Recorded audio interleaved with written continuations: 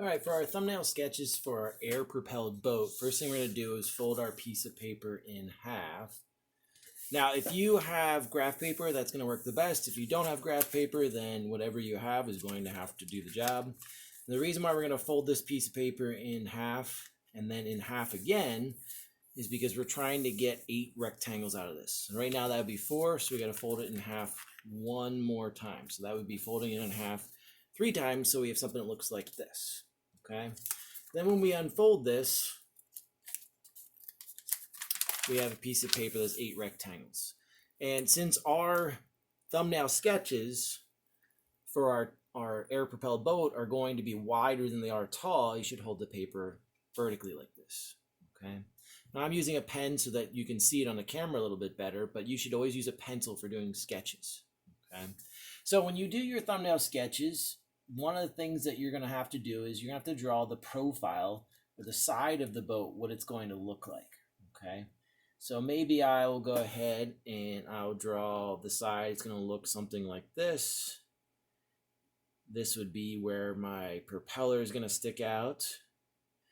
All right. Maybe I plan on having my battery up here, but I can see what the shape of the hull looks like, but I can't really tell what the entire hull looks like without drawing another view.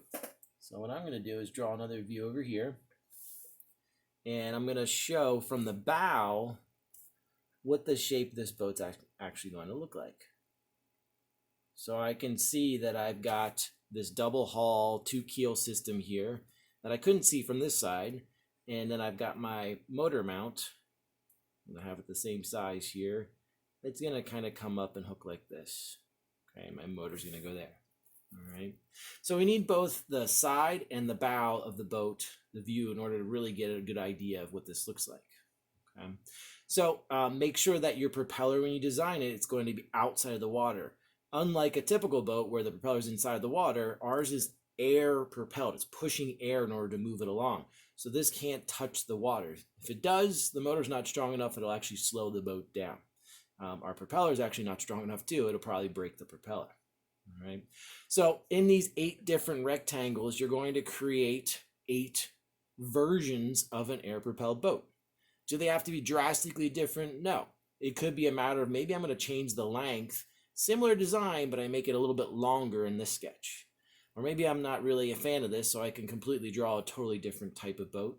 Or maybe I love the hull shape, but I'm just changing what my motor mount's going to look like in the next one.